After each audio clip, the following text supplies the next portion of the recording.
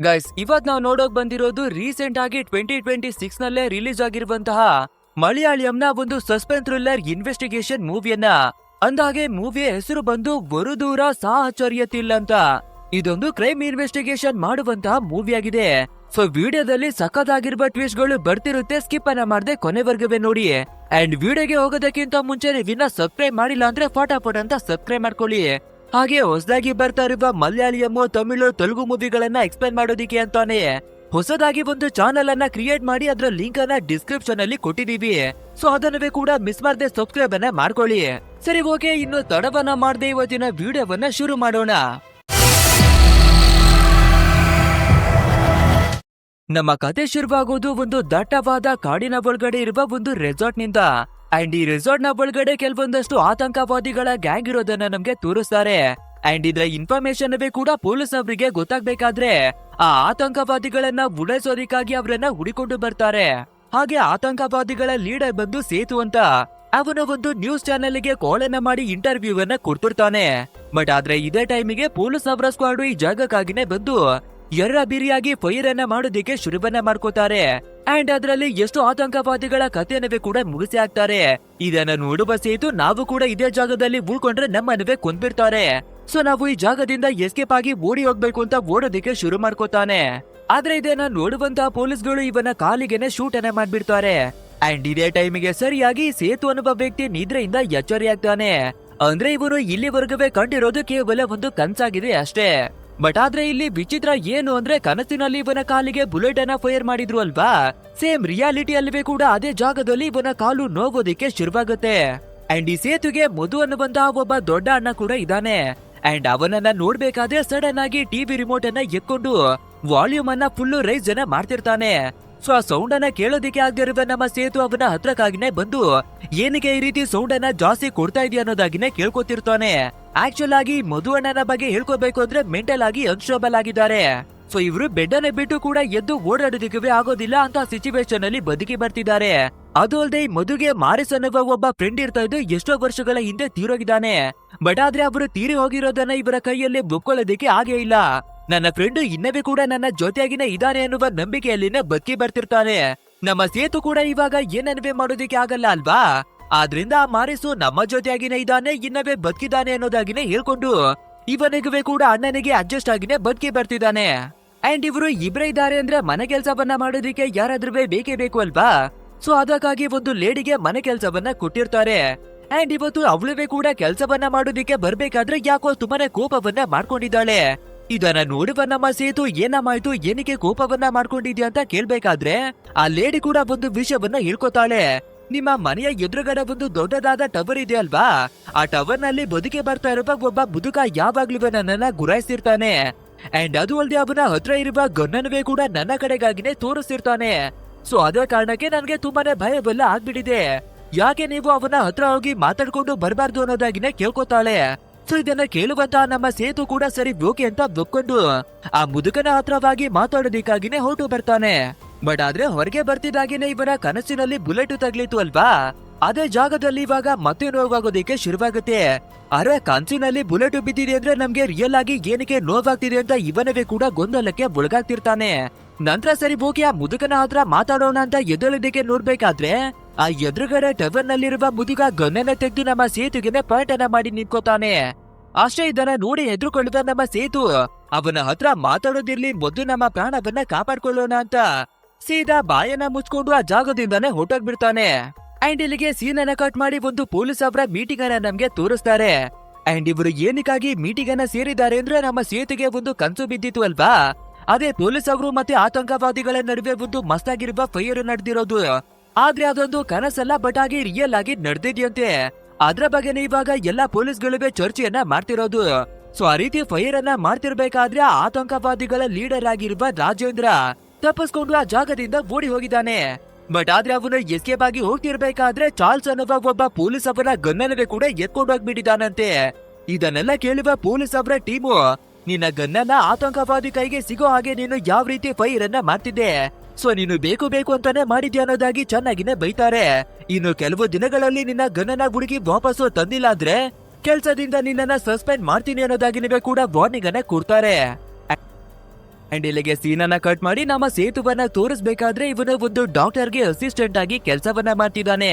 So ಸೀದಾ ಇವಾಗ ಬೇರೆ ಒಬ್ಬರ ಡಾಕ್ಟರ್ ಹತ್ರಕ್ಕಾಗಿನೇ ಬಂದು ಕುಳಿತಿರ್ಬೇಕಾದ್ರೆ ಆತಂಕವಾದಿಗಳು ಮತ್ತೆ ಪೊಲೀಸ್ ಅವರ ನಡುವೆ ಒಂದು ಫೈರ್ ಆಗಿದೆ ಅಲ್ವಾ, ಅದ್ರ ವಿಷಯವನ್ನ ನ್ಯೂಸಿನಲ್ಲಿ ಶೋ ಅನ್ನ ಮಾಡ್ತಿರ್ತಾರೆ. ಅಂಡ್ ಆತಂಕವಾದಿಯ ಲೀಡರ್ಗೆ ಕೂಡ ಜಾಗದಿಂದ ಎಸ್ಕೇಪ್ ಆಗಿದ್ದಾನೆ ಅನ್ನುವ ವಿಷಯ ಕೂಡ ಗೊತ್ತಾಗುತ್ತೆ. ಸೊ ಇದನ್ನ ನೋಡುವ ನಮ್ಮ ಸೇತು ಇದನ್ನ ಕನಸಿನಲ್ಲಿ ಕಂಡಿದ್ದಾನೆ ಅಲ್ವಾ, ಆದ್ರಿಂದ ನಾನು ಆಕ್ಯುರೇಟ್ ಆಗಿ ಕನ್ಸಲ್ಲಿ ಇದನ್ನ ನೋಡಿದೀನಿ ಅಂತ ಡಾಕ್ಟರ್ನ ಹತ್ರವಾಗಿನೇ ಹೇಳ್ಕೊತಾನೆ. ಅಂಡ್ ಅದು ಅಲ್ಲದೆ ನನ್ನ ಕನಸಿನಲ್ಲಿ ಬುಲೆಟ್ ನನ್ನ ಕಾಲಿಗಾಗಿನೇ ಬಿದ್ದಿತ್ತು, ಬಟ್ ಆದ್ರೆ ರಿಯಾಲಿಟಿನಲ್ಲಿ ಕೂಡ ಅದು ನೋಡ್ತಾ ಇದೆ ಅನ್ನೋದಾಗಿನೇ ಹೇಳ್ಕೊಬೇಕಾದ್ರೆ ಇದನ್ನ ಕೇಳುವಂತಹ ಡಾಕ್ಟರ್ ನಗಡೋದಿಕ್ಕೆ ಶುರುವನ್ನ ಮಾಡ್ಕೋತಾನೆ. ಮೇ ಬಿ ನೀನು ಆಕ್ಷನ್ ಮೂವಿಗಳನ್ನ ತುಂಬಾನೇ ಜಾಸ್ತಿಯನ್ನ ನೋಡ್ತೀಯ ಅನ್ಸುತ್ತೆ, ಸೊ ಅದಕ್ಕಾಗಿನೇ ನಿನ್ಗೆ ಹ್ಯಾಲುಸಿನೇಷನ್ ಆಗ್ತಾ ಇದೆ, ಕೆಲವು ಮಾತ್ರೆಗಳನ್ನ ಕೊಡ್ತೀನಿ ಅಂತ ಕೆಲವೊಂದಷ್ಟು ಟ್ಯಾಬ್ಲೆಟ್ ಗಳನ್ನ ಕೊಟ್ಟಿ ಕಳಿಸ್ತಾರೆ. ನಂತರ ನಮ್ಮ ಸೇತು ಒಂದು ಡಾಕ್ಟರ್ಗೆ ಅಸಿಸ್ಟೆಂಟ್ ಆಗಿ ಕೆಲಸವನ್ನ ಮಾಡ್ತಿದ್ದಾನೆ ಅಲ್ವಾ. ಸೊ ಸೀದಾ ಡಾಕ್ಟರ್ನ ಹತ್ರಕ್ಕಾಗಿನೇ ಬರ್ಬೇಕಾದ್ರೆ ಇವಾಗ ಡಾಕ್ಟರ್ ನಮ್ಮ ಮನೆಯಲ್ಲಿ ಇವತ್ತು ಒಂದು ದೊಡ್ಡದಾದ ಪಾರ್ಟಿಯನ್ನ ಮಾಡ್ತಾ ಇದೀವಿ, ಆದ್ರಿಂದ ಎಣ್ಣೆ ತರುವ ಕೆಲಸವನ್ನ ನೀನೇನೆ ಮಾಡ್ಬೇಕು ಅಂತ ನಮ್ಮ ಸೇತುವೆಗೆ ಸ್ವಲ್ಪ ಹಣವನ್ನ ಕೊಟ್ಟು ಕಳಿಸ್ತಾರೆ. ಸೊ ನಮ್ಮ ಸೇತುವಿನ ಹತ್ರ ಕೂಡ ಬೇರೆ ಆಪ್ಷನ್ ಇಲ್ಲ ಅಲ್ವಾ. ಸೊ ಸೀದಾ ಒಂದು ಬಾರಿಗೆನೆ ಬಂದು ಎಣ್ಣೆಗಳನ್ನ ಪರ್ಚೇಸ್ ಅನ್ನ ಮಾಡ್ಕೊಂಡು ವಾಪಸ್ ಬರ್ತಿರ್ತಾನೆ. ಆದ್ರೆ ಚೆಕ್ ಪಾಯಿಂಟ್ ನಲ್ಲಿ ಪೊಲೀಸ್ ಅವರು ನೋಡಿ ಇವನನ್ನ ಹಿಡ್ಕೊಂಡ್ ಬಿಡ್ತಾರೆ. ಸೊ ಇವಾಗ ನಮ್ಮ ಸೇತು ಅವನ ಮಾಮನಾಗಿರುವ ಜಪಾರ್ಗೆ ಕಾಲ್ ಅನ್ನ ಮಾಡಿ ಇವನನ್ನ ಬಿಡೋದಕ್ಕಾಗಿನೇ ರಿಕ್ವೆಸ್ಟ್ ಅನ್ನ ಮಾಡ್ಕೋತಾನೆ. ಯಾಕಂದ್ರೆ ಇವನ ಮಾಮ ಜಪಾರ್ ಬಂದು ಪೊಲೀಸ್ ಸ್ಟೇಷನ್ ಅಲ್ಲೇ ಕೆಲ್ಸವನ್ನ ಮಾಡಿ ಬರ್ತಿರೋದು. ಸೊ ಜಪಾರ್ ಕೂಡ ಪೊಲೀಸ್ ಅವರ ಜೊತೆ ಮಾತಾಡಿ ನಮ್ಮ ಸೇತುವನ್ನ ಬಿಡಿಸ್ಕೊಂಡು ಬರ್ತಾನೆ. ಅಂಡ್ ನೆಕ್ಸ್ಟ್ ಡೇ ನಮ್ಮ ಸೇತು ಮನೆಯಲ್ಲಿರ್ಬೇಕಾದ್ರೆ ಅಣ್ಣ ಮದುವಿನ ಹತ್ರ ಒಂದು ವಿಷಯವನ್ನ ಹೇಳ್ಕೊತಾನೆ. ಎಷ್ಟು ದಿನ ಅಂತ ನಾವು ಇದೇ ರೀತಿಯಾಗಿ ಬದುಕೋದಿಕ್ಕೆ ಆಗುತ್ತೆ, ಸೊ ನಾನು ಒಂದು ಹುಡುಗಿಯನ್ನ ನೋಡಿ ಮದ್ವೆಯನ್ನ ಮಾಡ್ಕೊಳ್ಳೋದಕ್ಕಾಗಿ ಡಿಸೈಡ್ ಅನ್ನ ಮಾಡಿದ್ದೀನಿ. ಸೊ ನಾಳೆನೆ ಆ ಹುಡುಗಿಯನ್ನ ನೋಡೋದಕ್ಕೆ ಹೋಗ್ತಾ ಇದ್ದೀನಿ ಅನ್ನೋದಾಗಿನೇ ಹೇಳ್ಕೊತಾನೆ. ಅಂಡ್ ಅದೇ ರೀತಿ ಇವನ ಜೊತೆ ಜಪಾರ್ ಮತ್ತೆ ಚಾರ್ಲ್ಸ್ ಅನ್ನುವ ಪೊಲೀಸ್ ಆಫೀಸರ್ ಇದ್ದಾರೆ ಅಲ್ವಾ, ಸೊ ಅವರವೇ ಕೂಡ ಹುಡುಗಿಯನ್ನ ನೋಡೋದಕ್ಕಾಗಿ ಸೇತುವಿನ ಜೊತೆಗಿನೇ ಹೊರಟು ಬರ್ತಾರೆ. ಅಂಡ್ ಫೈನಲಿ ಮೀನಾ ಅನ್ನುವಂತಹ ಒಂದು ಲೇಡಿಯನ್ನ ಬಂದು ಭೇಟಿಯನ್ನ ಮಾಡ್ತಾರೆ. ಸೊ ನಮ್ಮ ಸೇತು ಕೂಡ ಪರ್ಸನಲ್ ಆಗಿ ಮಾತಾಡೋಣ ಅಂತ ಸಪರೇಟ್ ಕರ್ಕೊಂಡು ಬಂದಿರ್ಬೇಕಾದ್ರೆ ಸ್ವಲ್ಪ ಇವನು ನಾಚಿಕೆಯನ್ನ ಪಡ್ಕೊಂಡು ಭಯವನ್ನುವೆ ಪಡ್ಕೊಂಡು ಸೈಡ್ ಅಲ್ಲೇ ಕುಳ್ತಿರ್ತಾನೆ. ಇದನ್ನ ನೋಡುವ ಮೀನಾ ಕಾನ್ಫಿಡೆಂಟ್ ಆಗಿ ಮಾತಾಡು ಧೈರ್ಯವನ್ನ ತಗೋನದಾಗಿನೇ ಹೇಳ್ಬೇಕಾದ್ರೆ ನಮ್ಮ ಸೇತು ಕೂಡ ಇವರ ಲೈಫ್ ನ ಬಗ್ಗೆ ಆಗಿರಬಹುದು, ಕೆಲಸದ ಬಗ್ಗೆ ಆಗಿರಬಹುದು, ಎಲ್ಲವನ್ನ ಹೇಳ್ಕೊತಾನೆ. ಅಂಡ್ ಇವರ ಜೊತೆ ಚಾರ್ಲ್ಸ್ ಅನ್ನುವ ಪೊಲೀಸ್ ಆಫೀಸರ್ ಬಂದಿದ್ದಾನೆ ಅಲ್ವಾ, ಅವನನ್ನ ನೋಡ್ಬೇಕಾದ್ರೆ ಆತಂಕವಾದಿಗಳ ಲೀಡರ್ ಆಗಿರುವ ರಾಜೇಂದ್ರ ಯಾವ ರೀತಿ ನಮ್ಮ ಗನ್ನನ ಎತ್ಕೊಂಡು ಓಡಿ ಹೋಗೋದಿಕ್ಕೆ ಸಾಧ್ಯ, ಈ ಊರಲ್ಲಿ ಯಾರಾದ್ರೂ ಅವರಿಗೆ ಸಹಾಯವನ್ನ ಮಾಡಿ ಬರ್ತಿದಾರ ಹೇಗೆ, ಅಂಡ್ ನಮ್ಮ ಗನ್ನನ ನಾವು ಹೇಗೆ ವಾಪಸ್ಸು ತರೋದು ಅಂತ ಎಲ್ಲವನ್ನ ಯೋಚಿಸಿರ್ತಾನೆ. ನೆಕ್ಸ್ಟ್ ಅಲ್ಲಿಂದ ಹೊರಟು ಇವರು ಮನೆಗೆ ಬರ್ತಿರ್ಬೇಕಾದ್ರೆ ನಮ್ಮ ಸೇತು ಸರೋಜಾ ಅನ್ನುವ ಒಂದು ಲೇಡಿ ಹತ್ರಕ್ಕಾಗಿನೇ ಬಂದು ಮಾತಾಡ್ತಿರ್ತಾನೆ. ಅಂಡ್ ಆ ಲೇಡಿ ಬೇರೆ ಯಾರಿವೆ ಅಲ್ಲ, ಸ್ವಂತ ಇವನ ಅತ್ತಿಗೆನೆ, ಅಂದ್ರೆ ಪ್ಯಾರಲೈಸ್ ಆಗಿ ಬಿದ್ದಿರುವ ಇವನ ಅಣ್ಣ ಇದ್ದಾನೆ ಅಲ್ವಾ, ಅವನ ಹೆಂಡತಿನೇ ಸರೋಜಾ. ಅಂಡ್ ಇವನ ಅಣ್ಣ ಯಾವಾಗ ಪ್ಯಾರಲೈಸ್ ಆಗಿ ಅನ್ಸ್ಟೇಬಲ್ ಆಗಿ ಬೆನ್ನ ಮೇಲೆ ಬಿತ್ಕೋತಾನೋ ಆವಾಗ ಅವನನ್ನ ಬಿಟ್ಟು ಸಪರೇಟ್ ಆದ ಜೀವನವನ್ನ ನಡೆಸಿ ಬರ್ತಿದ್ದಾಳೆ. ಬಟ್ ಆದ್ರೂ ಕೂಡ ನಮ್ಮ ಸೇತು ಪ್ರತಿ ತಿಂಗಳು ಇವಳ ಹತ್ರಕ್ಕಾಗಿನೇ ಬಂದು ಇವಳು ಬದುಕೋದಿಕ್ಕಾಗಿ ಸ್ವಲ್ಪ ಹಣವನ್ನ ಕೊಟ್ಟಿ ಬರ್ತಿದ್ದಾನೆ. ಸರಿ ಓಕೆ ಅಂತ ನೆಕ್ಸ್ಟ್ ನಮ್ಮ ಸೇತು ಅವನ ಮನೆಗೆ ಹಿಂತಿರುಗಿ ಬರ್ಬೇಕಾದ್ರೆ ಒಂದು ಶಾಕಿಂಗ್ ವಿಷಯನೇ ಕಾಯ್ದಿರುತ್ತೆ. ಅದೇ ಇವರ ಮನೆಯಲ್ಲಿ ಕೆಲಸವನ್ನ ಮಾಡುವ ಒಬ್ಬಳು ಲೇಡಿ ಇದ್ದಾಳೆ ಅಲ್ವಾ, ಅವಳು ಒಂದು ಲೆಟರ್ ಅನ್ನ ಬರೆದು ಕೆಲಸವನ್ನ ಬಿಟ್ಟು ಹೋಗ್ಬಿಟ್ಟಿದ್ದಾಳೆ. ಅಂಡ್ ಅವಳು ಹೇಳ್ಕೊಳ್ಳುವ ಪ್ರಕಾರ ಎದುರುಗಡೆ ಟವರ್ ನಲ್ಲಿರುವ ಮುದುಕ ಇವಳಿಗೆ ದಿನೇ ದಿನೇ ತೊಂದರೆಯನ್ನ ಕೊಡೋದಿಕ್ಕೆ ಜಾಸ್ತಿಯನ್ನ ಮಾಡ್ಕೊಬಿಟ್ಟಿದ್ದಾನೆ.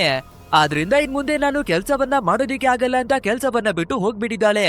ಅಂದ್ರೆ ಹೊರಗಡೆನುವೆ ಕೆಲಸವನ್ನ ಮಾಡಿ ಇವಾಗ ನಾವು ಮನೆ ಒಳಗಡೆನುವೆ ಕೂಡ ಕೆಲಸವನ್ನ ಮಾಡ್ಬೇಕು ಅಂತ ಬೇಜಾರಾಗ್ತಾನೆ.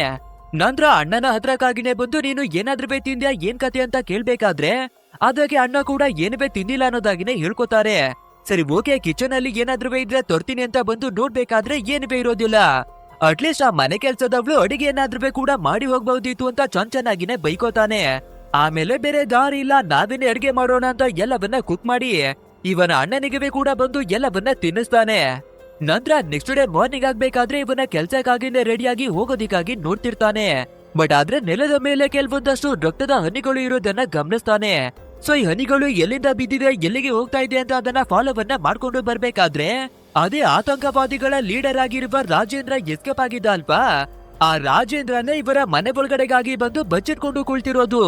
ಸೊ ಇದನ್ನ ನೋಡುವಂತಹ ನಮ್ಮ ಮಧು ಟೆನ್ಷನ್ ಅನ್ನ ತಗೊಂಡು ಇವನ ಫ್ರೆಂಡ್ ಆಗಿರುವ ಮಾರಿಸ್ ಅವನನ್ನ ಎರ್ರ ಬೇರೆ ಕೂಗೋದಿಕ್ಕೆ ಶುರು ಮಾಡ್ಕೋತಾನೆ.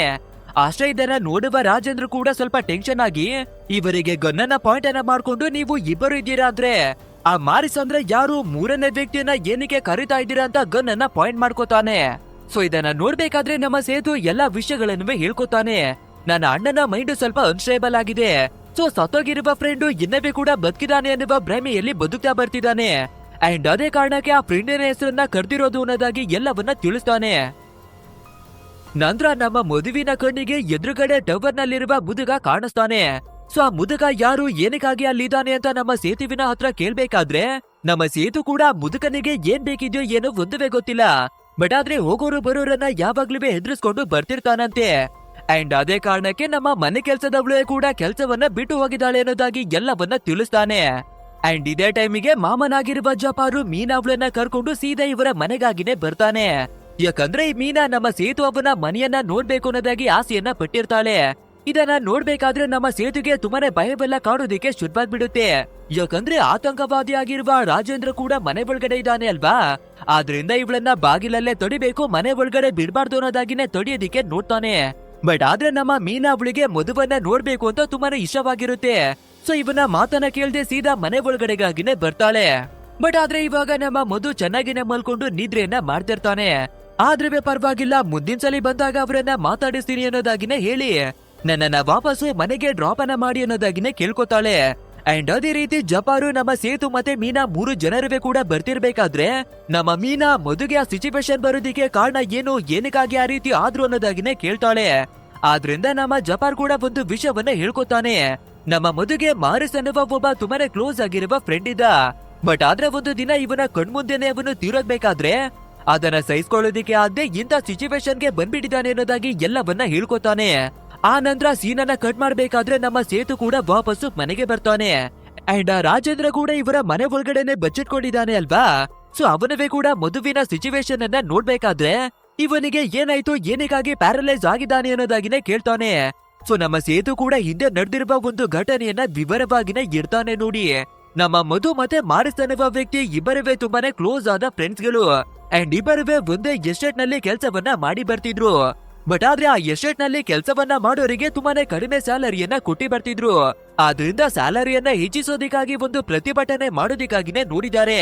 ಸೊ ಆ ರೀತಿ ಪ್ರತಿಭಟನೆಯನ್ನ ಮಾಡ್ತಿರ್ಬೇಕಾದ್ರೆ ಆ ಎಸ್ಟೇಟ್ ನ ಜನಗಳು ಸೇರ್ಕೊಂಡು ಎಲ್ಲರ ಮೇಲೆ ಅಟ್ಯಾಕ್ ಅನ್ನ ಮಾಡ್ಬೇಕಾದ್ರೆ ಫ್ರೆಂಡ್ ಆಗಿರುವ ಮಾರಿಸು ತುಂಬಾನೇ ಭಯಂಕರವಾಗಿ ತೀರೋಗ್ತಾನೆ. ಅಂಡ್ ಅದನ್ನ ನೋಡ್ಬೇಕಾದ್ರೆ ನಮ್ಮ ಮದುವಿನ ಕೈಯಲ್ಲಿ ಅದನ್ನ ಸಹಿಸ್ಕೊಳ್ಳೋದಿಕ್ಕೆ ಆಗದೆ ಇವನು ಮೆಂಟಲಿ ಡಿಸ್ಟರ್ಬ್ ಆಗೋದ. ಅದು ಅಲ್ಲದೆ ಇವನ ಕಾಲಿಗೆ ಕೂಡ ತುಂಬಾನೇ ದೊಡ್ಡ ಮಟ್ಟದಲ್ಲಿ ಪೆಟ್ಟು ಬಿದ್ದಿದ್ರಿಂದ ಇವನು ಬೆಡ್ಡನ್ನ ಬಿಟ್ಟು ಇವತ್ತಿನ ವರ್ಗವೇ ಕೂಡ ಎದ್ದೊಳ್ಳೋದಕ್ಕೆ ಆಗಲ್ಲ ಅನ್ನೋದಾಗಿನೇ ಹೇಳ್ಕೊತಾನೆ.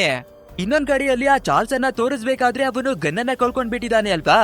ಸೊ ನಾನು ಆದಷ್ಟು ಬೇಗ ಹುಡಿಕೊಂಡು ಬಂದಿಲ್ಲ ಅಂದ್ರೆ ನನ್ನನ್ನ ಸಸ್ಪೆಂಡ್ ಅನ್ನ ಮಾಡ್ಬಿಡ್ತಾರೆ. ಸೊ ನಾವಿವಾಗ ನಮ್ಮ ಗನ್ನನ್ನ ಯಾವ ರೀತಿ ಹುಡ್ಕೋಣ, ನಮ್ಗೆ ಸಿಗ್ತಾನೆ ಇಲ್ವಲ್ಲ ಅಂತ ಟೆನ್ಷನ್ ಆಗ್ತಿರ್ತಾನೆ. ಬಟ್ ಆದ್ರೆ ಈ ವಿಷಯ ನಮ್ಮ ಸೇತುವಿಗೆ ಅರ್ಥವಾಗ್ಬಿಡುತ್ತೆ. ಈ ರಾಜೇಂದ್ರ ಅವನ ಹತ್ರ ಬೇರೆ ಗನ್ ಇದೆಯಲ್ವಾ, ಇದು ಬೇರೆ ಯಾರ್ದಿವೆ ಅಲ್ಲ, ಚಾರ್ಲ್ಸ್ ಅವನ ಹತ್ರದಿಂದಾನೇ ಎತ್ಕೊಂಡು ಬಂದಿರುವ ಗನ್ ಅನ್ನೋದಾಗಿ. ಸೊ ಇವಾಗ ಚಾರ್ಲ್ಸ್ ಇನ್ನವೇ ಕಷ್ಟವನ್ನ ಪಟ್ಟು ಇನ್ವೆಸ್ಟಿಗೇಷನ್ ಅನ್ನ ಮಾಡ್ಬೇಕಾದ್ರೆ ಫೈನಲಿ ಆ ರಾಜೇಂದ್ರನಿಗೆ ಒಬ್ಬಳು ಗರ್ಲ್ ಫ್ರೆಂಡ್ ಇದ್ದಾಳೆ ಅನ್ನುವ ವಿಷಯ ಗೊತ್ತಾಗುತ್ತೆ. ಸೊ ಸೀದಾ ಅವಳ ಹತ್ರಕ್ಕಾಗಿನೇ ಬಂದು ಇನ್ವೆಸ್ಟಿಗೇಷನ್ ಮಾಡೋದಿಕ್ಕಾಗಿನೇ ಶುರು ಮಾಡ್ಕೋತಾನೆ. ಆ ರಾಜೇಂದ್ರ ನಿನ್ಗೆ ಯಾವ ರೀತಿ ಪರಿಚಯ, ನಿನ್ಗಿವೆ ಅವನಿಗಿವೆ ಯಾವ ರೀತಿ ಲವ್ ಆಯ್ತು ಅನ್ನೋದಾಗಿ ಕೇಳ್ಬೇಕಾದ್ರೆ ಆ ಲೇಡಿ ಕೂಡ ನಾನೊಂದು ನಾರ್ಮಲ್ ಆಗಿ ಶೋರೂಮ್ ನಲ್ಲಿ ಕೆಲ್ಸವನ್ನ ಮಾಡಿ ಬರ್ತಿದ್ದೀನಿ, ನೀವನ್ಕೊಂಡಾಗೆ ರಾಜೇಂದ್ರ ಅವರು ಆತಂಕವಾದಿಯಲ್ಲ, ಬದಲಾಗಿ ಒಬ್ಬ ಪ್ರೊಫೆಸರ್ ಆಗಿ ಕೆಲ್ಸವನ್ನ ಮಾಡಿ ಬರ್ತಿರೋರು. ಸೊ ಒಂದು ದಿನ ಅವರು ಒಂದು ಬೈಕ್ ಅನ್ನ ಪರ್ಚೇಸ್ ಮಾಡೋದಿಕ್ಕೆ ನಮ್ಮ ಶೋರೂಮ್ಗೆ ಬರ್ಬೇಕಾದ್ರೆ ಆವಾಗಿದ್ದ ಪರಿಚಯವಾಗಿ ಇಬ್ಬರ ನಡುವೆ ಲವ್ ಆಯ್ತು ಅನ್ನೋದಾಗಿನ ಹೇಳ್ಕೊತಾಳೆ. ಇದನ್ನ ಕೇಳುವ ಚಾರ್ಲ್ಸು, ನಿನ್ನ ಲವ್ ಸ್ಟೋರಿಯನ್ನ ನಾನು ಕೇಳೋದಿಕ್ಕಾಗಿ ಬಂದಿಲ್ಲ, ಇವಾಗ ಅವನು ಎಲ್ಲಿದ್ದಾನೆ ಅನ್ನೋದನ್ನ ಹೇಳು ಅನ್ನೋದಾಗಿ ಡಿಮ್ಯಾಂಡ್ ಅನ್ನ ಮಾಡ್ತಿರ್ತಾನೆ. ಸೊ ಆ ಲೇಡಿ ಕೂಡ ಒಂದು ಸತ್ಯವನ್ನ ಹೇಳ್ಕೊತಾಳೆ. ನಿಜವನ್ನ ಹೇಳ್ಬೇಕು ಅಂದ್ರೆ ಆ ರಾಜೇಂದ್ರ ಯಾವುದೇ ರೀತಿ ಆತಂಕವಾದಿನಿವೆ ಅಲ್ಲ, ಏನಿವೆ ಅಲ್ಲ, ಅವರು ಕೇವಲ ಕೆಮಿಸ್ಟ್ರಿಯನ್ನ ಟೀಚರ್ ಮಾಡುವಂತ ಒಬ್ಬರು ಟೀಚರ್ ಆಗಿದ್ದಾರೆ. ಬಟ್ ಆದ್ರೆ ನನ್ನನ್ನ ಕಂಡ್ರೆ ತುಂಬಾನೇ ಪ್ರೀತಿ ಇರೋದ್ರಿಂದ ಅವರು ಆತಂಕವಾದಿಗಳ ಹಾಗೆ ಗೆಟಪ್ ಅನ್ನ ಹಾಕೊಂಡು ಪ್ರಪೋಸ್ ಅನ್ನ ಮಾಡೋದಕ್ಕಾಗಿ ಒಂದು ರೆಸಾರ್ಟಿಗಾಗಿನೇ ಕರ್ಕೊಂಡು ಹೋಗಿದ್ರು. ಬಟ್ ಆದ್ರೆ ಆ ಜಾಗದಲ್ಲಿ ನಿಜವಾದ ಆತಂಕವಾದಿಗಳನ್ನೇ ಬಂದ್ಬಿಟ್ಟಿದ್ರು. ಆದ್ರಿಂದ ಅವರ ಜೊತೆ ಇವನವೇ ಕೂಡ ಸೇರ್ಕೊಂಡಿದ್ದಾನೆ ಅಂತ ನೀವೆಲ್ಲರೂ ತಿಳ್ಕೊಂಡಿದ್ದೀರಾ ಅಂತ ಒಂದು ವಿಷಯವನ್ನ ಹೇಳ್ಕೊತಾಳೆ. ಸೊ ಇವಾಗ ಅದೇ ಸೀನ್ ಅನ್ನ ನಮ್ಗೆ ತೋರಿಸ್ಬೇಕಾದ್ರೆ ನಮ್ಮ ರಾಜೇಂದ್ರ ನ್ಯಾಷನಲೈಟ್ ಗಳ ಹಾಗೆ ಗೆಟಪ್ ಅನ್ನ ಹಾಕೊಂಡು ಆ ರೆಸಾರ್ಟಿಗೆ ಪ್ರಪೋಸ್ ಮಾಡೋದಕ್ಕಾಗಿನೇ ಬರ್ತಿರ್ತಾನೆ. ಬಟ್ ಆದ್ರೆ ಆಲ್ರೆಡಿ ಆ ರೆಸಾರ್ಟ್ ನಲ್ಲಿ ಆತಂಕವಾದಿಗಳು ಇರೋದು ಪೊಲೀಸ್ನವರಿಗೆ ಗೊತ್ತಾಗ್ಬೇಕಾದ್ರೆ ಒಂದು ಫೈರ್ ಅನ್ನ ಶೂಟ್ ಮಾಡಿ ಎಷ್ಟೋ ಜನರ ಕಥೆಯನ್ನ ಮುಗಿಸಿ ಹಾಕ್ತಾರೆ. ಸೊ ಇವಾಗ ಇವನವೇ ಕೂಡ ಗೆಟಪ್ ಅನ್ನ ಹಾಕೊಂಡು ಬಂದಿದ್ದಾನೆ ಅಲ್ವಾ, ಆದ್ರಿಂದ ಪೊಲೀಸ್ ಅವರು ಇವನ ಕಥೆಯನ್ನವೇ ಕೂಡ ಮುಗಿಸೋದಿಕ್ಕಾಗಿನೇ ಟ್ರೈ ಅನ್ನ ಮಾಡಿದ್ದಾರೆ. ಆದ್ರಿಂದ ನಾವು ಇಲ್ಲೇ ಇದ್ರೆ ನಮ್ಮ ಕಥೆಯನ್ನ ಮುಗಿಸ್ಬಿಡ್ತಾರೆ ಅಂತ ಓಡಿ ಹೋಗೋದಕ್ಕಾಗಿ ಟ್ರೈಯನ್ನ ಮಾಡಿದ್ದಾನೆ. ಸೊ ಅದೇ ರೀತಿಯಾಗಿ ಓಡ್ಕೊಂಡು ಬರ್ಬೇಕಾದ್ರೆ ಗರ್ಲ್ ಫ್ರೆಂಡ್ ಗಾಗಿ ತಂದಿದ್ದ ಒಂದು ಹೂವಿನ ಬೊಕ್ಕೆ ಕೆಳಗಡೆ ಬಿದ್ದೋಗುತ್ತೆ. ಅದನ್ನ ಎತ್ಕೊಳ್ಳೋಣ ಅಂತ ಇವನು ಕೆಳಗಡೆಗೆ ಬೀಳ್ಬೇಕಾದ್ರೆ ಚಾರ್ಲ್ಸ್ ಅವನ ಗನ್ನು ಕೂಡ ಕೆಳಗಡೆ ಬಿದ್ದೋಗುತ್ತೆ. ಬೇರೆ ದಾರಿ ಇಲ್ದೆ ನಮ್ಮ ರಾಜೇಂದ್ರ ಗನ್ನನ್ನೇ ಕೂಡ ಎತ್ಕೊಂಡು ಆ ಜಾಗದಿಂದಾನೇ ಓಡಿ ಬಂದ್ಬಿಟ್ಟಿದ್ದಾನೆ. ಸೊ ಇವಾಗ ನಡೆದಿರುವ ಎಲ್ಲಾ ವಿಷಯವನ್ನ ಈ ರಾಜೇಂದ್ರ ನಮ್ಮ ಸೇತುವೆ ಕೂಡ ಹೇಳಿ ಅರ್ಥವನ್ನ ಮಾಡಿಸ್ತಾನೆ. ಅಂಡ್ ನಾನೊಬ್ಬ ಸಾಮಾನ್ಯವಾದ ಪ್ರೊಫೆಸರ್ ಆಗಿದ್ದೀನಿ, ಬಟ್ ಆದ್ರೆ ಪೊಲೀಸ್ನವರು ಆತಂಕವಾದಿ ಅಂತ ತಿಳ್ಕೊಂಡಿದ್ದಾರೆ ಅಂತ ಎಲ್ಲವನ್ನ ಹೇಳಿ ಕೆಲವು ದಿನಗಳ ಮಾತ್ರವಾಗಿ ಜಾಗದಲ್ಲಿ ಇರ್ತೀನಿ.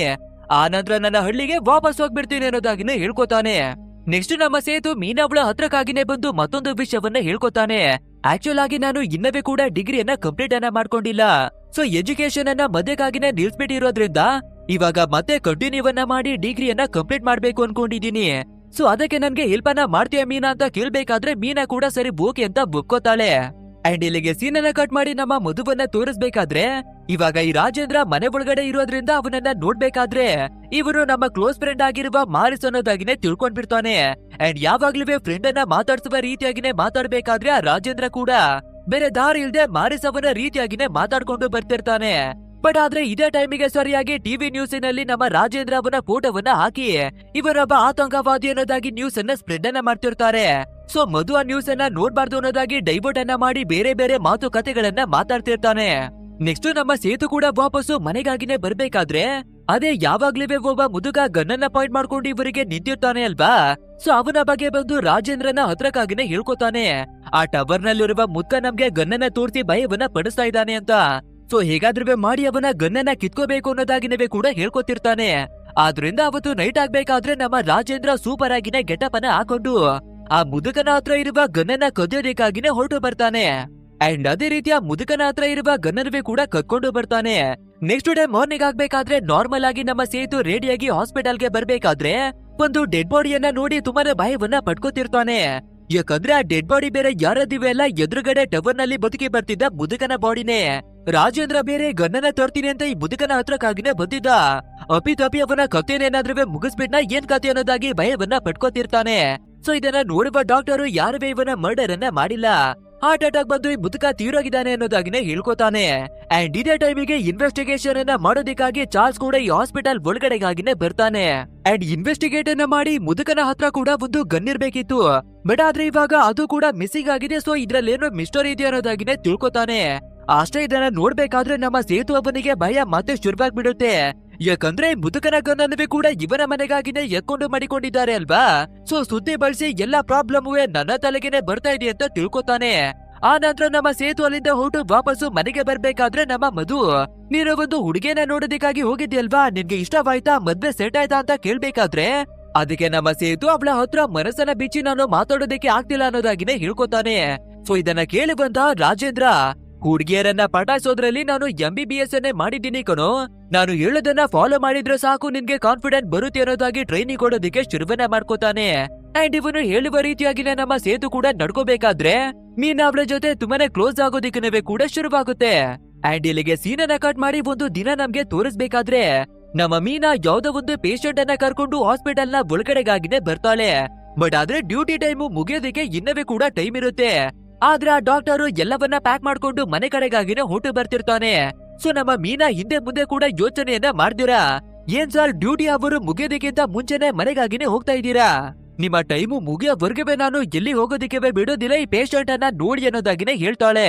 ಸೊ ಎಲ್ಲಾ ಜನಗಳ ಮುಂದೆ ಈ ರೀತಿಯಾಗಿ ಮಾತಾಡ್ಬೇಕಾದ್ರೆ ಆ ಡಾಕ್ಟರ್ ಕೂಡ ಏನವೇ ಮಾಡೋಕೆ ಆಗಲ್ಲ ಅಲ್ವಾ. ಸೊ ಬೇರೆ ದಾರಿ ಇಲ್ದೆ ಪೇಷಂಟ್ ಅನ್ನ ಚೆಕ್ ಮಾಡೋದಕ್ಕಾಗಿನೇ ಒಳಗಡೆ ಬರ್ತಾನೆ. ಆ ನಂತರ ಡ್ಯೂಟಿ ಅವರು ಮುಗಿಬೇಕಾದ್ರೆ ಆವಾಗ ಮನೆಗೆ ಹೋಗೋಣ ಅಂತ ಹೊರಗೆ ಬರ್ತಿರ್ತಾನೆ. ಆದ್ರೆ ನಮ್ಮ ಮೀನಾ ಇಷ್ಟಕ್ಕಾಗಿನೇ ಸುಮ್ನೆ ಆಗ್ದಿರಾ, ಕೆಲ್ಸಕ್ಕಾಗಿ ಕೊಟ್ಟಿರುವ ಕಾರನ್ನ ನಿಮ್ಮ ಪರ್ಸನಲ್ ಗೋಸ್ಕರ ಏನಕ್ಕಾಗಿ ಬಳಸ್ಕೊತಾ ಇದ್ದೀರಾ, ಅಂಡ್ ನಿಮ್ಮ ಪರ್ಸನಲ್ ಆದ ವಸ್ತುಗಳನ್ನ ಕಾರಿನ ಒಳಗಡೆ ಏನಕ್ಕೆ ಮಡಗಿದ್ದೀರಾ ಅನ್ನೋದಾಗಿ ಜಗಳವನ್ನ ಮಾಡೋದಕ್ಕೆ ನೋಡ್ತಾಳೆ. ಸೊ ಈ ರೀತಿ ಎಲ್ಲಾ ಜನಗಳ ಮುಂದೆ ಇವಳು ಮಾತಾಡ್ಬೇಕಾದ್ರೆ ಈ ಡಾಕ್ಟರ್ಗೆ ಎಲ್ಲರ ಮುಂದೆ ತುಂಬಾನೇ ದೊಡ್ಡ ಮಟ್ಟದಲ್ಲಿ ಅವಮಾನವಾಗ್ಬಿಡುತ್ತೆ. ಆದ್ರಿಂದ ಡಾಕ್ಟರು ತುಂಬಾನೇ ಕೋಪವನ್ನವೇ ಕೂಡ ಮಾಡ್ಕೋತಾನೆ. ಹೀಗಿರ್ಬೇಕಾದ್ರೆ ಇವನು ಅಸಿಸ್ಟೆಂಟ್ ಆಗಿರುವ ಸೇತು ಮದ್ವೆ ಆಗ್ತಿರೋದು ಬೇರೆ ಯಾರನ್ನುವೆ ಅಲ್ಲ, ಇದೇ ಹುಡುಗಿ ಅನ್ನೋದು ಗೊತ್ತಾಗ್ಬಿಡುತ್ತೆ. ಹಾಗಿದ್ರೆ ಈ ಸೇತು ಬೇಕು ಅಂತಾನೆ ಅವನ ಹುಡುಗಿಯನ್ನ ನಮ್ಮ ವಿರುದ್ಧವಾಗಿ ಚೂ ಬಿಟ್ಟಿದ್ದಾನೆ. ಅಂಡ್ ಅವನಿಗೆ ನಾವು ತಕ್ಕ ಪಾಠವನ್ನ ಕಲಿಸ್ಬೇಕು ಅಂತ ಎಲ್ಲಾ ಸ್ಟಾಫ್ ಗಳ ಮುಂದೆ ಅವಮಾನವನ್ನ ಮಾಡೋದಿಕ್ಕೆ ಜಗಳವನ್ನ ಮಾಡೋದಿಕ್ಕಾಗಿನೇ ನೋಡ್ತಾನೆ. ಬಟ್ ಆದ್ರೆ ನಮ್ಮ ಸೇತು ಯಾವ್ದೇ ರೀತಿ ರಿಯಾಕ್ಟ್ ಅನ್ನ ಮಾಡದೆ ಅವನ ಪಾಡಿಗೆ ಅವನ ಕೆಲ್ಸವನ್ನ ಮಾಡಿ ಬರ್ತಾನೆ. ಆದ್ರೆ ಈ ಡಾಕ್ಟರು ಅಲ್ಲಿಗೇನೆ ನಿಲ್ಲಿಸದೆ ನಮ್ಮ ಸೇತುವಿನ ಮೇಲೆ ಇನ್ನವೇ ಎರ್ರ ಬಿರ್ರಿ ಕೆಟ್ಟ ಮಾತುಗಳನ್ನ ಆಡ್ತಿರ್ತಾನೆ. ಅಂಡ್ ಒಂದು ಸಿಚುವೇಶನ್ ಅಲ್ಲಿ ಇವನ ಕೋಪನವೇ ಕೂಡ ತಾಳ್ಮೆಯನ್ನ ಕಳ್ಕೊಂಡು ಸೀದಾ ಡಾಕ್ಟರ್ ಅನ್ನ ಹಿಡ್ಕೊಂಡು ಎರ್ರ ಬಿರಿಯಾಗಿ ಹೊಡಿತಾನೆ. ಇನ್ನೊಂದ್ಸಲ ಈ ರೀತಿ ನೀನು ಮಾತುಗಳನ್ನ ಆಡಿದ್ರೆ ನಿನ್ನ ಪ್ರಾಣವನ್ನೇ ತೆಗಿತೀನಿ ಅಂತ ಬೆದರಿಕೆಯನ್ನವೇ ಹಾಕ್ಬಿಡ್ತಾನೆ. ಅಷ್ಟೇ ಇವಾಗ ಡಾಕ್ಟರ್ ಮೇಲೆನೆ ಕೈಯನ್ನ ಮಾಡಿದಾನೆ ಅಂದ್ರೆ ಆ ಡಾಕ್ಟರು ಸುಮ್ನಿರ್ತಾನ? ಡ್ಯೂಟಿ ಟೈಮ್ ನಲ್ಲಿ ನನ್ನ ಮೇಲೆ ಕೈಯನ್ನ ಮಾಡಲಾಗಿದೆ ಅಂತ ಕಂಪ್ಲೇಂಟ್ ಅನ್ನವೇ ಕೂಡ ಕೊಟ್ಬಿಡ್ತಾನೆ. ಸೊ ಇವಾಗ ನಮ್ಮ ಸೇತು ಮಾಡಿರೋದು ತಪ್ಪು ಅಂತ ಅವನನ್ನ ಸಸ್ಪೆಂಡ್ ಮಾಡಿ ಮನೆಗಾಗಿನೇ ಕಳ್ಸಲಾಗತ್ತೆ. ಅಂಡ್ ಈ ವಿಷಯ ಜಪಾರ್ ಮತ್ತೆ ಚಾರ್ಲ್ಸ್ಗೆ ಕೂಡ ಗೊತ್ತಾಗ್ಬೇಕಾದ್ರೆ ಸೀದಾ ಸೇತುವಿನ ಹತ್ರಕ್ಕಾಗಿನೇ ಬಂದು ಏನಕ್ಕೆ ನೀನು ಆ ಡಾಕ್ಟರ್ನ ಮೇಲೆ ಕೈಯನ್ನ ಮಾಡೋದಕ್ಕೆ ಹೋದಿ ಅನ್ನೋದಾಗಿ ಎನ್ಕ್ವೈರಿಯನ್ನ ಮಾಡ್ತಾರೆ. ಸೊ ನಮ್ಮ ಸೇತು ಕೂಡ ಡಾಕ್ಟರು ಯಾವಾಗ್ಲೂ ನಮ್ಗೆ ಕೆಟ್ಟದಾಗಿ ಮಾತಾಡಿ ತೊಂದ್ರೆಯನ್ನ ಕೊಟ್ಟಿ ಬರ್ತಿದ್ದ. ತುಂಬಾ ಹೊತ್ತು ನಾನುವೇ ಕೂಡ ತಡ್ಕೊಳ್ಳೋದಕ್ಕಾಗಿನೇ ಟ್ರೈಯನ್ನ ಮಾಡ್ದೆ. ಬಟ್ ಆದ್ರೆ ಯಾವಾಗ ಆಗ್ಲಿಲ್ವೋ ಆವಾಗ ಇಟ್ಕೊಂಡು ಚೆನ್ನಾಗಿನೇ ಹೊಡೆದ್ಬಿಟ್ಟಿ ಅನ್ನೋದಾಗಿ ಹೇಳ್ಕೊತಾನೆ. ಇದನ್ನ ಕೇಳ್ಬೇಕಾದ್ರೆ ಚಾರ್ಲ್ಸ್ಗೆ ಕೂಡ ಕೆಲವೊಂದಷ್ಟು ಡೌಟ್ಗಳು ಬರೋದಿಕ್ಕೆ ಶುರುವಾಗ್ಬಿಡುತ್ತೆ. ಕೆಲವು ದಿನಗಳಿಂದ ನಮ್ಮ ಸೇತು ತುಂಬಾನೇ ಬದಲಾಗಿರುವ ಹಾಗೆ ಕಾಣಿಸ್ತಾ ಇದ್ದಾನೆ ಅಂತ. ನಂತರ ನಮ್ಮ ಸೇತು ಮನೆಗೆ ವಾಪಸ್ ಬಂದ್ಮೇಲೆ ನಡೆದಿರುವ ಎಲ್ಲಾ ವಿಷಯವನ್ನೇ ಕೂಡ ಹೇಳ್ಕೊತಾನೆ. ಇದನ್ನ ಕೇಳುವ ನಮ್ಮ ರಾಜೇಂದ್ರ ಮತ್ತೆ ಮಧು ಕೂಡ ನೀನು ಯಾವುದೇ ರೀತಿಯ ತಪ್ಪನ್ನು ಮಾಡಿಲ್ಲ, ಬದಲಾಗಿ ನೀನು ಮಾಡಿರೋದೇ ಸರಿಯಾಗಿದೆ ಅಂತವರಿಗೆ ತಕ್ಕ ಪಾಠವನ್ನ ಕಲಿಸ್ಬೇಕು ಅಂತ ಸಮಾಧಾನವನ್ನ ಮಾಡ್ತಾರೆ. ಇದನ್ನ ಕೇಳುವ ನಮ್ಮ ಸೇತು ಕೂಡ ಸರಿ ಓಕೆ, ನಾನು ಎಕ್ಸಾಮ್ ಅನ್ನ ಅಟೆಂಡ್ ಅನ್ನ ಮಾಡ್ಬೇಕಿದೆ ಅಲ್ವಾ, ಆದ್ರಿಂದ ಓದ್ಕೋಬೇಕು, ರೂಮ್ ನ ಒಳಗಡೆಗೆ ಹೋಗ್ತೀನಿ ಅಂತ ಓದ್ಕೊಳ್ಳೋದಿಕ್ಕಾಗಿನೇ ವಾಪಸ್ ಬರ್ತಾನೆ. ಅಂಡ್ ನೆಕ್ಸ್ಟ್ ಡೇ ಮಾರ್ನಿಂಗ್ ಆಗ್ಬೇಕಾದ್ರೆ ನಮ್ಮ ಡಿಗ್ರಿಯನ್ನ ನಾವು ಪಾಸ್ ಅನ್ನ ಮಾಡ್ಕೊಳ್ಳಬೇಕು ಅಂತ ಎಕ್ಸಾಮ್ ಅನ್ನ ಅಟೆಂಡ್ ಮಾಡೋದಿಕ್ಕೆ ಸೂಪರ್ ಆಗಿನೇ ರೆಡಿಯಾಗಿ ಹೊರಡ್ತಾನೆ. ಅಂಡ್ ಯಾವಾಗ ನಮ್ಮ ಸೇತು ಮನೆಯನ್ನ ಬಿಟ್ಟು ಹೊರಗಡೆ ಹೋಗ್ತಾನೋ ಆವಾಗ ಈ ಚಾರ್ಲ್ಸ್ ಇವನ ಮನೆ ಒಳಗಡೆ ಎನ್ಕ್ವೈರಿ ಮಾಡೋಣ ಅನ್ನೋದಾಗಿನೇ ಹತ್ರ ಬರ್ತಾನೆ. ಅಂಡ್ ಅಲ್ಲಿ ಬಂದು ನೋಡ್ಬೇಕಾದ್ರೆ ಮನೆಯ ಹೊರಗಡೆ ಒಂದು ಕ್ಯಾಪ್ ಬಿದ್ದಿರುತ್ತೆ. ಸೊ ಆ ಕ್ಯಾಪ್ ಅನ್ನ ಎತ್ಕೊಂಡು ನೋಡ್ಬೇಕಾದ್ರೇನೆ ಗೊತ್ತಾಗ್ಬಿಡುತ್ತೆ ಈ ಕ್ಯಾಪ್ ಅನ್ನ ರಾಜೇಂದ್ರನೇ ಆಗೋಟಿದ್ದ ಅಂತ. ಹಾಗಿದ್ರೆ ಆ ರಾಜೇಂದ್ರ ಈ ಮನೆ ಒಳಗಡೆನೆ ಬದುಕಿ ಬರ್ತಾ ಇದ್ದಾನೆ. ಸೊ ಇವತ್ತು ನಾವು ಅವನನ್ನ ಹುಡುಕಿ ಹಿಡ್ಕೊಳ್ಳೇಬೇಕು ಅನ್ನೋದಾಗಿ ಡಿಸೈಡ್ ಅನ್ನ ಮಾಡ್ಕೊಂಡು ಮನೆ ಒಳಗಡೆ ಇನ್ವೆಸ್ಟಿಗೇಟ್ ಮಾಡೋದಿಕ್ಕಾಗಿನೇ ಎಂಟ್ರಿ ಕೊಡ್ತಾನೆ. ಬಟ್ ಆದ್ರೆ ಈ ವಿಷಯ ನಮ್ಮ ರಾಜೇಂದ್ರನಿಗೆ ಕೂಡ ಗೊತ್ತಾಗ್ಬಿಡೋದ್ರಿಂದ ಇವನ ಕೈಗೆ ನಾವು ಸಿಗ್ಬಾರ್ದು ಅಂತ ಒಂದು ರೂಮ್ ನಿಂದ ಮತ್ತೊಂದು ರೂಮ್ಗೆ ಸೂಪರ್ ಆಗಿನೇ ಎಸ್ಕೇಪ್ ಆಗ್ತಿರ್ತಾನೆ. ಆದ್ರಿಂದ ಚಾರ್ಲ್ಸ್ ಅವನ ಕೈಯಲ್ಲಿ ನಮ್ಮ ರಾಜೇಂದ್ರ ಅವನನ್ನ ಹುಡ್ಕೋದಿಕ್ಕೆ ಆಗೋದಿಲ್ಲ. ಅಂಡ್ ಇದೇ ಟೈಮಿಗೆ ಸರಿಯಾಗಿ ನಮ್ಮ ಮೂವಿಯ ಒಂದು ದೊಡ್ಡ ಪ್ಲಾಟ್ ಅನ್ನ ರಿವೀಲ್ ಮಾಡ್ತಾರೆ ನೋಡಿ. ಅಂದ್ರೆ ಆತಂಕವಾದಿಗಳ ಕಥೆಯನ್ನ ಮುಗಿಸಿದ್ರೆ ಸರ್ಕಾರ ಪ್ರಮೋಷನ್ ಅನ್ನ ಕೊಡುತ್ತೆ ಅಲ್ವಾ. ಸೊ ಆ ಪ್ರಮೋಷನ್ ನ ಆಸೆಗೋಸ್ಕರ ಈ ಚಾರ್ಲ್ಸ್ ಎಷ್ಟೋ ಸಾಮಾನ್ಯ ಜನರ ಕಥೆನವೇ ಕೂಡ ಮುಗಿಸಿ ಅವರಿಗೆ ಆತಂಕವಾದಿಗಳ ಹಾಗೆ ಗೆಟಪ್ ಅನ್ನ ಹಾಕಿ ಪ್ರಮೋಷನ್ ತಗೊಳ್ಳೋದಿಕ್ಕಾಗಿನೇ ನೋಡಿದ್ದಾನೆ. ಸೊ ಆ ಎಲ್ಲಾ ಘಟನೆಯನ್ನ ನಮ್ಮ ರಾಜೇಂದ್ರ ಖುದ್ದಾಗಿನೇ ಇವನ ಕಣ್ಣಾರೆ ನೋಡ್ಬಿಟ್ಟಿದ್ದಾನೆ. ಅದೇ ಕಾರಣಕ್ಕೆ ಇವನನ್ನ ಮೊದ್ಲು ಹುಡುಗಿ ಕಥೆಯನ್ನ ಮುಗಿಸ್ಬಿಡ್ಬೇಕು ಅನ್ನೋದಾಗಿ ಆ ಚಾರ್ಲ್ಸು ನಮ್ಮ ರಾಜೇಂದ್ರನ ಹಿಂದಕ್ಕಾಗಿ ಈ ಮಟ್ಟಿಗೆ ಬಿದ್ದಿರೋದು. ಇಲ್ಲಾಂದ್ರೆ ನಮ್ಮ ರಾಜೇಂದ್ರ ಏನಾದ್ರೂ ಹೊರಗಡೆ ಬಂದು ಎಲ್ಲಾ ಸತ್ಯವನ್ನ ಹೇಳ್ಕೊಂಡ್ರೆ ಈ ಚಾರ್ಲ್ಸ್ ಅವನ ಜೀವನ ಸಂಪೂರ್ಣವಾಗಿನೇ ಬರ್ಬಾದಾಗ್ಬಿಡುತ್ತೆ ಅಲ್ವಾ. ಸೊ ಅದಕ್ಕಿಂತ ಮುಂಚೆ ಇವನ ಕಥೆಯನ್ನ ಮುಗಿಸೋದಿಕ್ಕಾಗಿನೇ ಹುಡುಕ್ತಾ ಇದ್ದಾನೆ. ಅಂಡ್ ಇನ್ನೊಂದ್ ಕಡೆಯಲ್ಲಿ ನಮ್ಮ ಸೇತು ಅವನ ಎಕ್ಸಾಮ್ ಅನ್ನ ಅಟೆಂಡ್ ಮಾಡೋದಿಕ್ಕೆ ಬಂದಿದ್ದ ಅಲ್ವಾ. ಸೊ ಇನ್ನೇನು ಎಕ್ಸಾಮ್ ಕೂಡ ಸ್ಟಾರ್ಟ್ ಆಗ್ಬಿಡ್ತಾ ಇದೆ ಅಂತ ಎಲ್ಲರಿಗೂ ರೆಡಿ ಆಗ್ತಿರ್ಬೇಕಾದ್ರೆ ಅದೇ ಟೈಮಿಗೆ ಸರಿಯಾಗಿ ಜಪಾರ್ ಕೂಡ ಆ ಜಾಗಕ್ಕಾಗಿನೇ ಬಂದು ನಿನ್ನ ಅಣ್ಣನಾಗಿರುವ ಮಧುವಿನ ಹೆಲ್ತ್ ತುಂಬಾನೇ ಅಪ್ಸೆಟ್ ಆಗ್ಬಿಟ್ಟಿದೆ, ಎಮರ್ಜೆನ್ಸಿ ಆಗಿರೋದ್ರಿಂದ ತುಂಬಾನೇ ಫಾಸ್ಟ್ ಆಗಿನೇ ಬಾ ಅನ್ನೋದಾಗಿ ಕರೀತಾನೆ. ಅಣ್ಣನಿಗೆ ಸೀರಿಯಸ್ ಆಗಿದೆ ಅಂದ್ರೆ ಇವನು ಎಕ್ಸಾಮ್ ಬರೆಯೋದಿಕ್ಕೆ ಹೇಗೆ ತಾನೇ ಆಗುತ್ತೆ. ಸೊ ಮಧ್ಯದಲ್ಲೇ ಬಿಟ್ಟು ಹೊರಗಡೆಗಾಗಿನ ಎದ್ದು ಬಂದ್ಬಿಡ್ತಾನೆ. ನಂತರ ಮನೆ ಒಳಗಡೆ ಬಂದು ನೋಡ್ಬೇಕಾದ್ರೆ ರಾಜೇಂದ್ರ ಎಲ್ಲೂ ಕಾಣಿಸ್ತಿರೋದಿಲ್ಲ, ಕೇವಲ ನಮ್ಮ ಮಧುನೆ ಮಂಚದ ಮೇಲೆ ಮಲಗಿದಾನೆ. ಸೊ ನಮ್ಮ ಸೇತು ಮಧುವಿನ ಫ್ರೆಂಡ್ ಆಗಿರುವ ಮಾರಿಸ್ ನ ಹಾಗೇನೆ ಮಾತಾಡೋದಿಕ್ಕಾಗಿನೇ ನೋಡ್ತಾನೆ. ಬಟ್ ಆದ್ರೆ ಈ ಬಾರಿ ಮಧು ತುಂಬಾನೇ ಕೋಪವನ್ನ ಮಾಡ್ಕೊಂಡು ಜೋರಾಗಿ ಕುರುಚಾಡ್ಕೊಂಡು ಅಳೋದಿಕ್ಕೆಲ್ಲ ಶುರುವನ್ನ ಮಾಡ್ಕೊಂಡ್ ಬಿಡ್ತಾನೆ. ನೀನು ಏನಕ್ಕೆ ಇಷ್ಟು ವರ್ಷಗಳಾಗಿ ನನ್ನ ಹತ್ರ ನಾಟಕವನ್ನ ಮಾಡ್ಕೊಂಡು ಬಂದಿದ್ಯಾ? ನನ್ನ ಫ್ರೆಂಡ್ ಆಗಿರುವ ಮಾರಿಸು ಎಷ್ಟೋ ವರ್ಷಗಳ ಹಿಂದೆನೆ ತೀರೋಗ್ಬಿಟ್ಟಿದ್ದಾನೆ. ಸೊ ಏನಕ್ಕೆ ನನ್ನ ಹತ್ರ ಸುಳ್ಳನ್ನ ಹೇಳ್ದಿ ಅನ್ನೋದಾಗಿ ಅಳೋದಿಕ್ಕೆ ಶುರುವನ್ನ ಮಾಡ್ಕೋಬೇಕಾದ್ರೆ ನಮ್ಮ ಸೇತು ನಿನ್ಗೆ ಸತ್ಯವನ್ನ ಹೇಳಿದ್ರೆ ಎಲ್ಲಿ ದುಃಖವನ್ನ ಪಡ್ಕೋತೀಯ ಅಂತ ಸುಳ್ಳನ್ನ ಹೇಳ್ದಿ ಅಂತ ಹೇಳ್ಕೊತಾನೆ. ಬಟ್ ಆದ್ರೆ ನಮ್ಮ ಮದುವೆಗೆ ಆಲ್ರೆಡಿ ವಿಷಯವನ್ನ ತಿಳ್ಕೊಂಡು ತುಂಬಾನೇ ಬೇಜಾರಾಗಿರುತ್ತೆ. ಅಂಡ್ ಈ ದುಃಖವನ್ನ ತೊಡೆಯೋದಿಕ್ಕೆ ಆಗದೆ ಅದೇ ಸಿಚುವೇಶನ್ ಅಲ್ಲಿ ತೀರೋಗ್ಬಿಡ್ತಾನೆ ನಮ್ಮ ಮಧು. ಪಾಪ ನಮ್ಮ ಸೇತುವಿನ ಲೈಫಿನಲ್ಲಿ ಇರ್ತಾ ಇರೋದು ಅಂದ್ರೆ ಕೇವಲ ಇವನ ಅಣ್ಣ ಮಾತ್ರನೇ. ಸೊ ಇವಾಗ ಅವನವೇ ಕೂಡ ತೀರೋಗಿದ್ದಾನೆ ಅಂದ್ರೆ ಯಾವ ರೀತಿ ಆಗ್ಬೇಡ, ನಂತರ ಬೇರೆ ದಾರಿ ಇಲ್ದೆ ಅಂತಿಮ ಸಂಸ್ಕಾರವನ್ನ ಮಾಡ್ಬೇಕು ಅಲ್ವಾ. ಸೊ ಆ ರೀತಿಯ ಎಲ್ಲಾ ಕ್ರಿಯೆಗಳನ್ನ ಮುಗಿಸೋದಿಕ್ಕಾಗಿ ಇವನ ಹೆಂಡತಿ ಆಗಿರುವ ಸರೋಜ ಕೂಡ ಬರ್ತಾಳೆ. ನಂತರ ಎಲ್ಲರೂ ಸೇರ್ಕೊಂಡು ಫೈನಲಿ ಅಂತಿಮ ಸಂಸ್ಕಾರವನ್ನ ಮುಗಿಸ್ತಾರೆ. ಆ ನಂತರ ಜಪಾರು ನಮ್ಮ ಸೇತುವಿನ ಹತ್ರಕ್ಕಾಗಿನೇ ಬಂದು ಇವಾಗ ನಿಮ್ಮತ್ತಿಗೆ ಸಂಪೂರ್ಣವಾಗಿ ಒಂಟಿ ಆಗ್ಬಿಟ್ಟಿದ್ದಾಳೆ ಅಲ್ವಾ, ಅವಳ ಲೈಫ್ ಅನ್ನ ನಡೆಸ್ಕೊಳ್ಳೋದಿಕ್ಕಾಗಿ ಏನಾದ್ರೂ ಕೊಡೋದಿಕ್ಕೆ ಆಗತ್ತಾ ಅಂತ ಕೇಳ್ಬೇಕಾದ್ರೆ ನಮ್ಮ ಸೇತು ಕೂಡ ತುಂಬಾನೇ ಬೇಜಾರನ್ನ ಮಾಡ್ಕೊಂಡು ನನ್ನ ಹತ್ರ ಇವಾಗ ಉಳ್ದಿರೋದು ಅಂದ್ರೆ ಕೇವಲ ಇದೊಂದು ಮನೆನೇ, ಇದನ್ನವೇ ಕೂಡ ಕೊಟ್ಬಿಟ್ರೆ ನಾನು ಬದುಕೋದಿಕ್ಕೆ ಏನುವೇ ಕೂಡ ಇರೋದಿಲ್ಲ ಅಂತ ಹೇಳ್ಕೊತಾನೆ. ಅಂಡ್ ಇವಾಗ ಮತ್ತೊಂದು ಪ್ಲಾಟ್ ಅನ್ನ ನಮ್ಗೆ ರಿವೀಲ್ ಅನ್ನ ಮಾಡ್ತಾರೆ. ಅಂಡ್ ಈ ರೀತಿಯಾಗಿ ಜಬ್ಬಾರು ಬೇಕು ಬೇಕು ಅಂತಾನೆ ಮಾತಾಡ್ತಿಲ್ಲ. ಆ ಚಾರ್ಲ್ಸ್ ಅನ್ನುವ ಪೊಲೀಸ್ ಆಫೀಸರು ಇವನ ಕೈಯಲ್ಲಿ ಎಲ್ಲಾ ಕ್ವಶನ್ ಗಳನ್ನ ಕೇಳಿಸಿ ಈ ರೀತಿಯಾಗಿ ಮಾತಾಡಿಸ್ತಿರೋದು. ಅಂಡ್ ಈ ವಿಷಯ ಕೂಡ ನಮ್ಮ ಸೇತು ಅವನಿಗೆ ಚೆನ್ನಾಗಿನೇ ಅರ್ಥವಾಗ್ಬಿಡುತ್ತೆ. ನಂತರ ಈ ಜಬ್ಬಾರು ನಮ್ಮ ಸೇತುವಿಗೆ, ಡಾಕ್ಟರ್ ಇವಾಗ ನಿನ್ನನ್ನ ಸಸ್ಪೆಂಡ್ ಅನ್ನ ಮಾಡಿದ್ದಾರೆ ಅಲ್ವಾ, ಸೊ ಇವತ್ತು ಅವರ ಮನೆಯಲ್ಲಿ ಒಂದು ಪಾರ್ಟಿಯನ್ನ ಮಡಿಕೊಂಡಿದ್ದಾರೆ, ನೀನುವೇ ಕೂಡ ಮಿಸ್ ಅನ್ನ ಮಾಡದೆ ಆ ಪಾರ್ಟಿಗಾಗಿನೇ ಬಂದ್ಬಿಡು, ನಾನು ಮತ್ತೆ ಮಾತಾಡಿ ನಿನ್ಗೆ ಆ ಕೆಲ್ಸವನ್ನ ಕೊಡಿಸ್ತೀನಿ ಅನ್ನೋದಾಗಿನೇ ಹೇಳ್ಕೊತಾನೆ.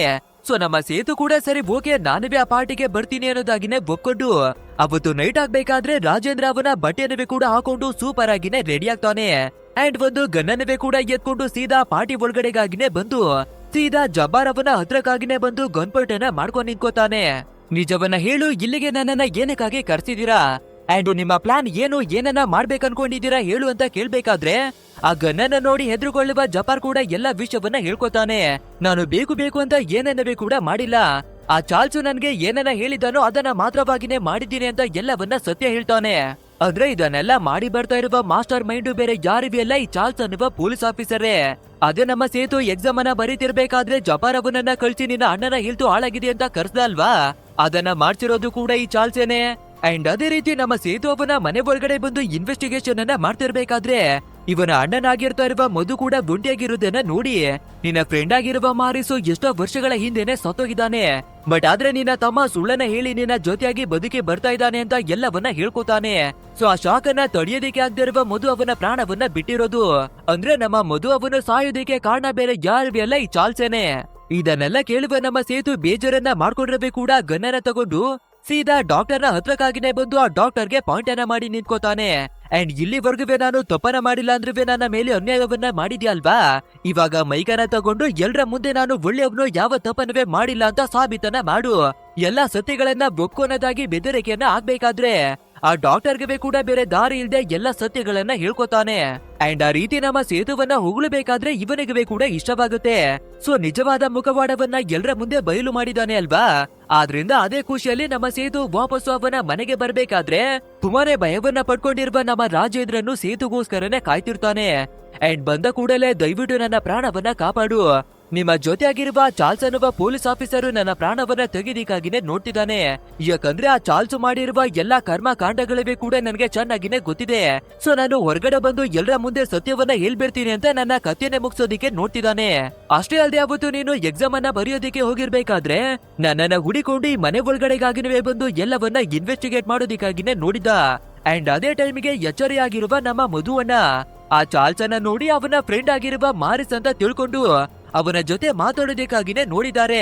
ಬಟ್ ಆದ್ರೆ ಕೋಪವನ್ನ ಮಾಡ್ಕೊಳ್ಳುವ ಚಾರ್ಲ್ಸ್ ಏನನ್ನ ಮಾಡ್ಬಿಟ್ಟ ಅಂದ್ರೆ, ನಿನ್ನ ಫ್ರೆಂಡ್ ಆಗಿರುವ ಮಾರಿಸು ಎಷ್ಟೋ ವರ್ಷಗಳ ಹಿಂದೆ ತೀರೋಗಿದ್ದಾನೆ, ನಿನ್ಗೆ ಎಷ್ಟೆಲ್ಲ ಹೇಳಿದ್ರೆ ಬುದ್ಧಿ ಬರಲ್ವಾ, ನಿನ್ನ ತಲೆಯಲ್ಲಿ ಲದ್ದಿಯನ್ನ ಮಾಡಿಕೊಂಡಿದ್ಯಾ, ಏನ್ ಮಾಡಿಕೊಂಡಿದ್ಯಾ, ಸತ್ತೋಗಿರೋನು ಬದುಕೆ ಬರೋದಿಕ್ಕೆ ಹೇಗೆ ಸಾಧ್ಯ ಅಂತ ಕೋಪದಲ್ಲಿ ಮಾತಾಡಿದಾನೆ.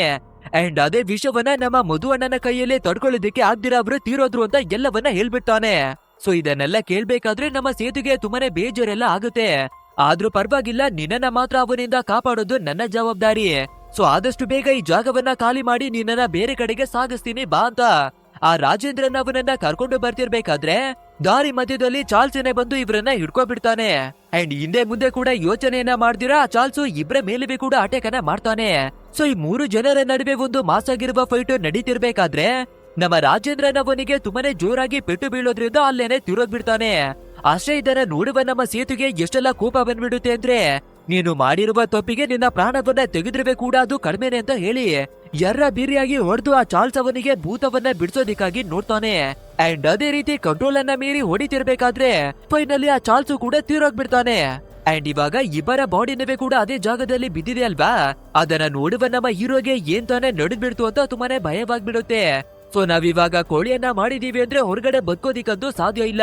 ಸೊ ನಾವು ಬೇರೆ ದಾರಿಯನ್ನೇ ಹುಡುಕ್ಬೇಕಲ್ಲ ಅಂತ ಯೋಚನೆಯನ್ನ ಮಾಡ್ಬೇಕಾದ್ರೆ ಅದೇ ಓಪನಿಂಗ್ ಸೀನ್ ನಲ್ಲಿ ಇವನು ಆತಂಕವಾದಿಯಾಗಿ ಒಂದು ನ್ಯೂಸ್ ಚಾನೆಲ್ ಅವರಿಗೆ ಕಾಲ್ ಅನ್ನ ಮಾಡಿ ಇಂಟರ್ವ್ಯೂ ಅನ್ನ ಕೊಡೋದಿಕ್ಕಾಗಿ ನೋಡ್ತಿದ್ದ ಅಲ್ವಾ. ಸೊ ಇವಾಗ ಸೇಮ್ ಅವರಿಗಾಗಿನೇ ಕಾಲ್ ಅನ್ನ ಮಾಡಿ ನಾನು ಒಂದು ಇಂಟರ್ವ್ಯೂ ಅನ್ನ ಕೊಡ್ಬೇಕು ಅನ್ನೋದಾಗಿನೇ ಹೇಳ್ಕೊತಾನೆ. ಅಂಡ್ ಅವ್ರುವೆ ಕೂಡ ಒಂದು ಜಾಗಕ್ಕೆ ಕರಿಬೇಕಾದ್ರೆ ಅದೇ ಕಡೆಗಾಗಿ ಹೊರಟು ಬರ್ತಾನೆ. ಅಂದ್ರೆ ನಮ್ಮ ಸೇತು ಅವನ ಕನಸಿನಲ್ಲಿ ಆತಂಕವಾದಿಯಾಗಿ ಕನಸನ್ನ ಕಂಡಿದ್ದ ಅಲ್ವಾ, ಸೇಮ್ ಇವಾಗ ರಿಯಾಲಿಟಿಯಲ್ಲಿವೆ ಕೂಡ ಅದೇ ರೀತಿಯಾಗಿನೇ ಬದಲಾಗಿದ್ದಾನೆ. ಬಟ್ ಆದ್ರೆ ನಿಜವನ್ನ ಹೇಳ್ಬೇಕು ಅಂದ್ರೆ ಇವನು ಯಾವುದೇ ರೀತಿಯಾದ ತಪ್ಪನ್ನ ಮಾಡಿಲ್ಲ. ಬಟ್ ಆದ್ರೆ ಈ ಸಮಾಜ ಮತ್ತೆ ವ್ಯವಸ್ಥೆ ಅವನಿಗೆ ತುಂಬಾನೇ ತೊಂದರೆಗಳನ್ನ ಕೊಟ್ಟು ಅವನನ್ನ ಈ ಮಟ್ಟಿಗೆ ತಂದು ನಿಲ್ಸಿದೆ. ಅಂಡ್ ಇಲ್ಲಿಗೆ ನಮ್ಮ ಇವತ್ತಿನ ಸ್ಟೋರಿ ಕೂಡ ಎಂಡ್ ಆಗುತ್ತೆ. ಗೈಸ್, ಈ ಮೂವಿ ಹೇಗಿತ್ತು ಅಂತ ತಪ್ಪದೆ ನಮ್ಗೆ ಕಮೆಂಟ್ ಮೂಲಕ ತಿಳಿಸಿ. ಹಾಗೆ ವಿಡಿಯೋವೇನಾದ್ರೂ ಇಷ್ಟವಾಗಿದ್ರೆ ಒಂದು ಲೈಕ್ ಅನ್ನ ಕೊಟ್ಟು ನಮ್ಮ ಚಾನೆಲ್ ಅನ್ನ ಸಬ್ಸ್ಕ್ರೈಬ್ ಮಾಡ್ಕೊಳ್ಳಿ. ಹಾಗೆ ಡಿಸ್ಕ್ರಿಪ್ಷನ್ ಅಲ್ಲಿ ಕೊಟ್ಟಿರುವ ನಮ್ಮ ಹೊಸ ಚಾನೆಲ್ ನ ಲಿಂಕ್ ಅನ್ನವೇ ಕೂಡ ಕ್ಲಿಕ್ ಮಾಡಿ ಸಬ್ಸ್ಕ್ರೈಬ್ ಮಾಡ್ಕೊಳ್ಳಿ. ಸರಿ, ಓಕೆ, ಮತ್ತೊಂದು ಸೂಪರ್ ಆಗಿರುವ ವಿಡಿಯೋದಲ್ಲಿ ಮತ್ತೆ ಭೇಟಿಯಾಗೋಣ. So thanks for watching guys and take care of your self.